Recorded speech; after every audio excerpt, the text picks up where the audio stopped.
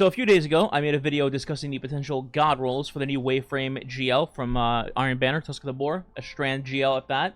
And during that, I asked you guys if you'd like to see the Strand builds that I was using in the footage in the background.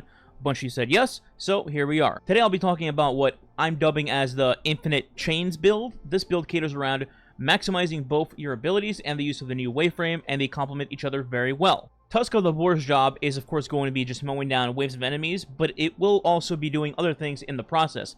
First, it'll be generating ores of power, and that might not sound like a big deal, but it actually gets the motor going, so to speak. The other thing it'll be doing is creating both tangles and threadlings, and additionally, as it creates tangles, it'll also blow up any tangles in its path, which instantly activates them, and then turns them into Beyblades, which will hunt down any additional enemies that might have been left over from the Waveframe. In other words, Tusk of the Boar and tangles feed into each other very well and synergize. The best way I can put it is it's like having your own pet Pokemon running around with you that just so happens to be murdering everything in sight. You know, exactly like the show.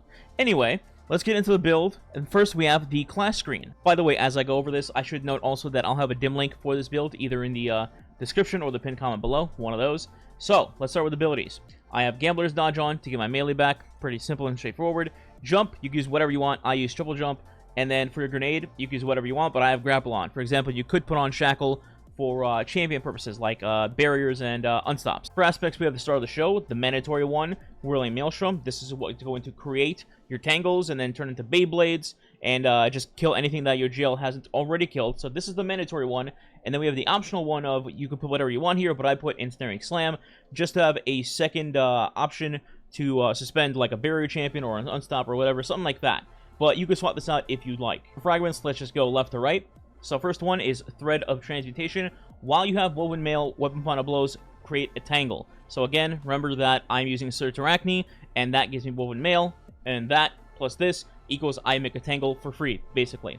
Then we have Thread of Continuity. Suspend, Unravel, or Sever effects applied to targets have increased duration. Basically, you just suspend them and they're up there for longer. Next, we have Thread of Warding. Picking up an Orb of Power grants you Woven Mail. Another way to easily get Woven Mail for me, because I'm going to make a ton of orbs in this build. And then Thread of Rebirth. Strand Weapon Final Blows have a chance to create a Threadling, because why wouldn't you want to create more chaos on the battlefield? You know, you have Threadlings, you have Beyblades, you have Chain Reaction, Blow Up, all of it. And that is all the fragments for this build. And in case people didn't know what I was talking about, here it is, Surturachne's Facade. Gain Woven Mail when activating your grapple. The rest we don't care about, it's just the grapple giving us Woven Mail. Following that are the weapons aside from Tusk of the Boar, of course. The energy in the heavy slot can be virtually anything that you want, depending on the occasion. You could put Sunshot for crispy primary kills and an option for unstops, or you could put an auto like Rossarago for the same reasons, but also for overloads. Or you can go the spicy route with something I've actually been enjoying as a combo. You could insert Buried Bloodline into this build. For those of you that are new or don't know about Buried Bloodline, it's the exotic weapon from the Warlord's Ruined Dungeon. In particular, we're talking about the weapon's ability to grant you Devour after getting multiple final blows. Once you have Devour active, anything you kill in any method whatsoever, including your GL, your Beyblade, or anything in between, it'll reset the cooldown for Devour back to full. Essentially what this does is give you unlimited healing, and you can think of this as taking Soul Drinker from Forbearance and just having it on demand. And even when you're not using your weapon, your Beyblade could be healing you instead, kind of passively, essentially. As for your heavy slot, you can go nuts with whatever you want in this slot. A rocket, an LMG, even Salvation's... okay, never mind. Don't use Salvation's Grip. My go-to has been using Cataphract as my heavy choice. Thanks to the recent buff, not only is Cataphract at the top of the charts for great damage, but it also has a ton of ammo to utilize when needed on things like champions or tanky yellow bar enemies. And that is it for the weapons, and now lastly, let's go over the various mods you could use to optimize this build. So like with most builds in the game, a lot of this is not set in stone, and you can tinker with it on your own if you'd like, but this is what I went with.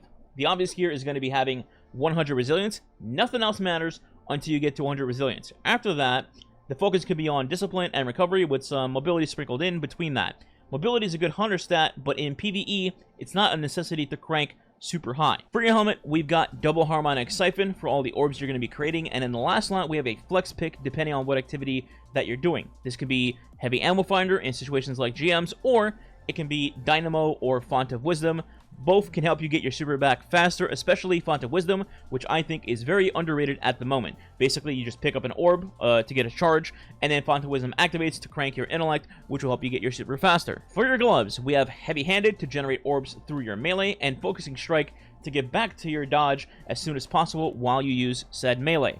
In your chest, 95% of the time, this is just going to be a resistance slot for Arc, Solar Void, etc.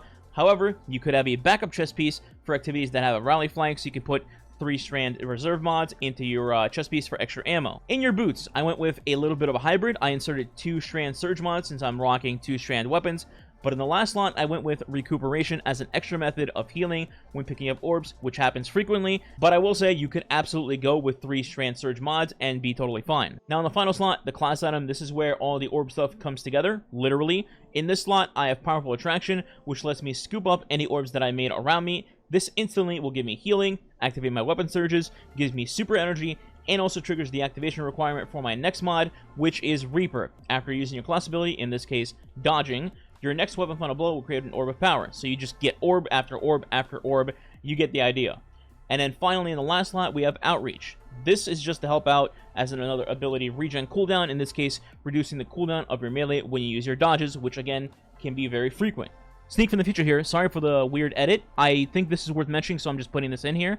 In your artifact, if this is Season of the Wish when you're watching this, you should absolutely put Unraveling Orbs on, because picking up an Orb of Power grants your Strand weapons Unraveling rounds. So if you're like me, and you're spamming Tusk of the Boar and Cataphract, this is a fantastic mod to have on. Just wanted to note that.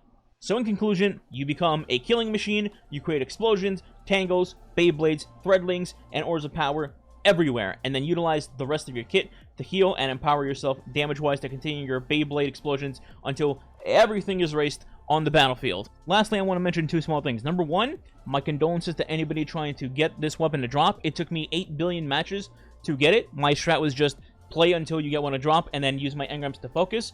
Unfortunately, I've seen a lot of people actually just open their engrams to try to get it because they don't want to waste time playing the matches. I don't blame you, but damn, your luck must be terrible because I've seen some horror stories, 50, 60, 70 engrams, no GL. The other thing I want to mention, once you actually have gotten the GL, keep in mind that currently the perks are not enhanceable, but they will be enhanceable in final shape. So whatever build, including this one that you create with Tusk of the Boar, is just going to get better in final shape. And who knows, maybe final shape will be a Strand-related season, and it will make the build even more nuts. So that is it. Hopefully it was nice and clear. The build is very fun. I'm sure a lot of people are going to enjoy it. But speaking of enjoying, if you enjoyed the video or the build, feel free to subscribe today, or maybe leave a like and or comment below as well. It does help the channel grow. It's much appreciated and helps fight that YouTube algorithm. And if you don't know what to comment, you can also leave infinite chains as the comment below. Thanks for watching. I'll catch you guys next time.